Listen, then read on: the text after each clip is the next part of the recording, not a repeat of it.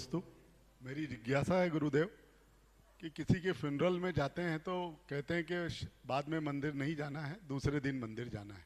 मगर कोई जैसे हमारे गुरुदेव पर आए हुए हैं और हमारे मन में विचार आया कि हमको गुरुदेव के पास जाना है, तो उस दिन गुरुदेव के पास जा सकते हैं या नहीं? देखिए ऐसा है, सुख में कभी जाए नहीं जाए, दुख में जरूर जाना चाहिए। और अपने अपने मंदिरों की अपने अपने ये क्षेत्रों की व्यवस्था है। बुंदेलखंड में कई जगह ऐसी है कि मंदिर के अंदर ही नहीं आने देते, और कई जगह ऐसी है कि मानस्तंभ आदि के दर्शन कर लेते हैं। कई जगह ऐसी है कि मंदिर आ जाओ, गर्भगृह में मत आओ। तो अलग अलग जगह की अलग अलग व्यवस्थाएं हैं। बात इतनी है कि कभी किसी के अपन उठावने में फ्यूनरल में गए हैं, तो आप उस रात्रि को टाल करके से आप आज सुबह चले गए या दोपहर में चले गए, तो वो जो रात्रि जब तक व्यतीत नहीं हो जा रही पूरी, तब तक आप देव सास गुरु को स्पर्श ना करें।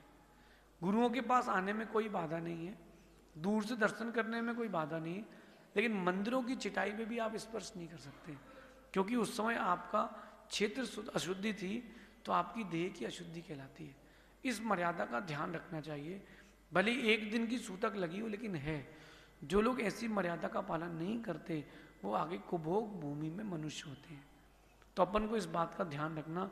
मूलाचार, त्रिलोकसार, सागर अनगार धर्मामृत, त्रिवेणाचार्य, बहुत सारे ऐसे ग्रंथ है, कुंद कुंद श्रावकाचार, उमा स्वामी श्रावकाचार, जिनमें सूतक पातक का ऐसा वर्णन दिया है। और ये 24 घंटे का चक्कर नहीं है, ये जो चक्र है वो दिन रात्रि से चलता है।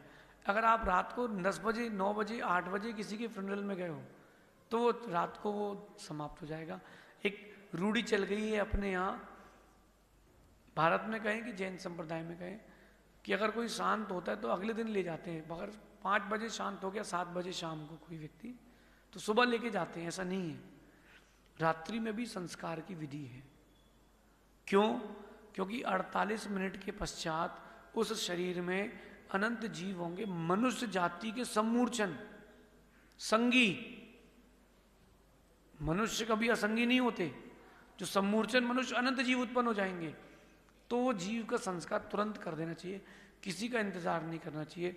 साधु भगवान की समाधि के बाद का प्रकरण नहीं है, क्योंकि वो समाज की व्यवस्था, समाज जब करे उसका पाप समाज जाने, क्योंकि संघ तो जाएगा नहीं समाधि के लिए संस्कार करने।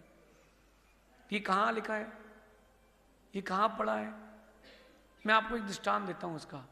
वर्णी जी, सागर में वर्णी जी रब रहे, तो उनकी मुंह बोली माँ चिरौंजा भाई, उनका देहावसान हुआ शाम के समय, रात्रि के समय, और उन्होंने रात्रि के समय ही संस्कार किए, क्योंकि अनंत जीवों का वो पिंड ना हो जाए।